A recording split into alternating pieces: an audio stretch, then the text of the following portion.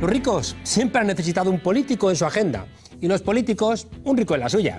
Luego vinieron la mafia y los millonarios y decidieron que era mejor que fueran ellos mismos los que controlaran la política y así se ahorraban intermediarios. Pero esas cosas no hace falta que pasen en España. Somos el país de los pícaros. Florentino Pérez empezó de simple concejal de UCD en Madrid. Una cosa discreta, pero entendió que entre esa derecha de entonces y aquella izquierda, pues él podía prosperar. Hay una España profunda cuyo surco nunca cede, ¿no? Y los vivos encuentran en ese bipartidismo eterno de Cánovas y Sagasta una manera de resistir. Uno de esos muy mejores amigos de sí mismos es Florentino Pérez, un empresario que al estilo de sus mejores futbolistas es ambidestro. Su habilidad a la hora de moverse en el palco del Bernabéu a derecha e izquierda le ha llevado a conquistar el ladrillo de oro año tras año. Vamos, un crack. De los golazos o pelotazos más recordados es el que endosó al Estado en 2010. Aquel año le metió un decretazo por toda la escuadra al gobierno presidido por Zapatero.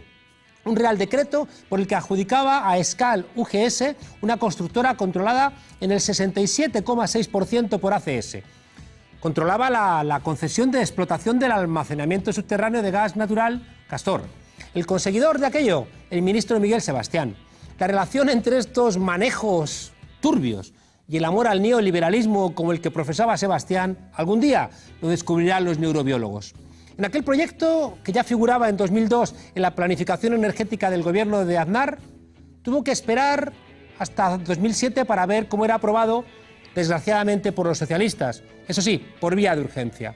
Como decía, fue el ministro de Industria, Miguel Sebastián, quien pasará a la historia como el responsable de la cláusula más bochornosa firmada hasta entonces en ese tipo de instalaciones. Una cláusula, y tienes derecho a ponerte rojo, Sebastián, que decía lo siguiente: en caso de extinción de la concesión, la adjudicataria tendría derecho a recibir una compensación por el valor residual de las instalaciones, aun en caso de dolo o negligencia imputable a la empresa concesionaria. ¿Lo habéis escuchado bien? Aun en caso de dolo o negligencia de la empresa. Que parezca un accidente. El proyecto arrancó en 2012 con el apoyo del gobierno del PP, pero con la oposición irrenunciable de la madre naturaleza. Más de 500 seísmos en septiembre de 2013 en el norte de Castellón. Y en total, 1000 terremotos de diferentes escalas desde Castellón a Tarragona. El motivo, pues es muy sencillo. A la hora de determinar la peligrosidad, a los autores del informe por parte de la empresa entendieron que el impacto de sismicidad inducida se debía basar solamente en el estudio de una falla, pero se les olvidó cartografiar otra, la relevante, y es precisamente esa la que se llama Castor. ¿Y sabéis qué es lo peor? Que no es porque no se hubiera advertido. Había un informe en 2005 donde se alertaba de los riesgos de seísmo frente a las costas de Castellón en caso de que se instalara un depósito artificial de gas. ¿Un pequeño desliz? No. Si no lo miras, claro, al final no lo ves. Lo estamos también constatando aquí en Madrid con Cristina Cifuentes y el canal de Isabel II.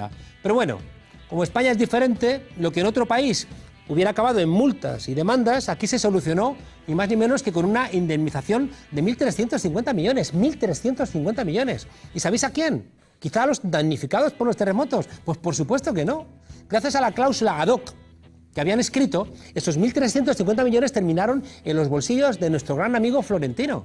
O sea, un negocio redondo para Florentino, pero no para el resto de españoles. Hagamos cuentas. Tengo aquí una calculadora. La inversión inicialmente cifrada, 500 millones, y que fue creciendo año tras año hasta llegar a 1.700 millones en 2013.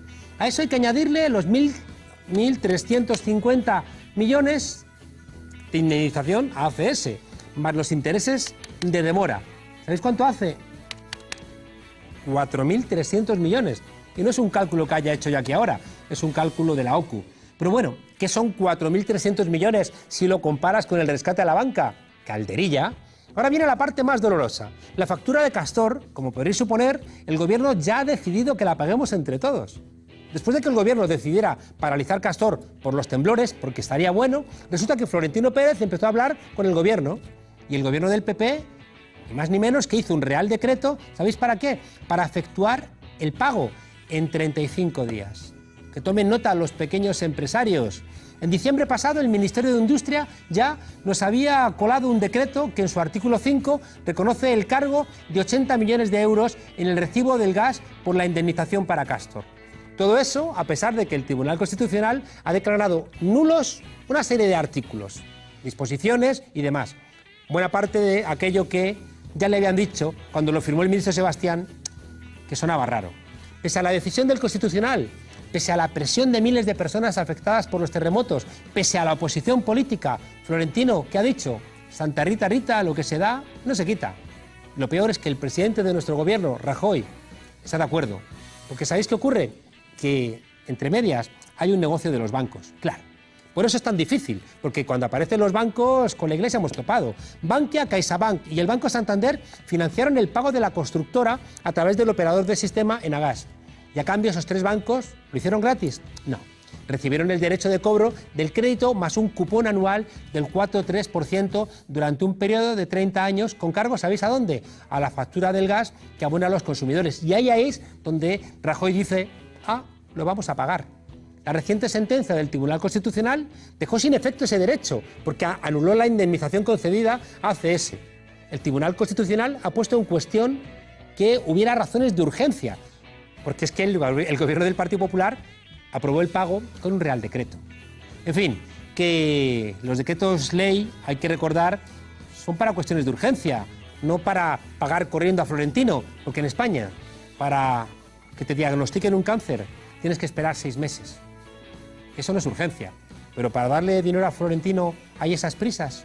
En fin, que el tribunal no consideró justificado ese vehículo legal utilizado y ha suspendido la indemnización, pero como os decía, da lo mismo. Eso genera mucha impotencia. Vamos a seguir pagando. Rajoy no se lo pide y Pedro Sánchez, ¿qué pasa? ¿Que quiere seguir yendo al palco del Bernabéu gratis? Así que durante los próximos 30 años vamos a tener un castor en nuestra factura del gas. Y luego dirán que los del Peaky Blinder son malos muy malos. Pero ¿sabéis qué ocurre? Que ellos, sin ser buenos, saben que los malos en verdad están ahí afuera y son otros que estáis imaginando.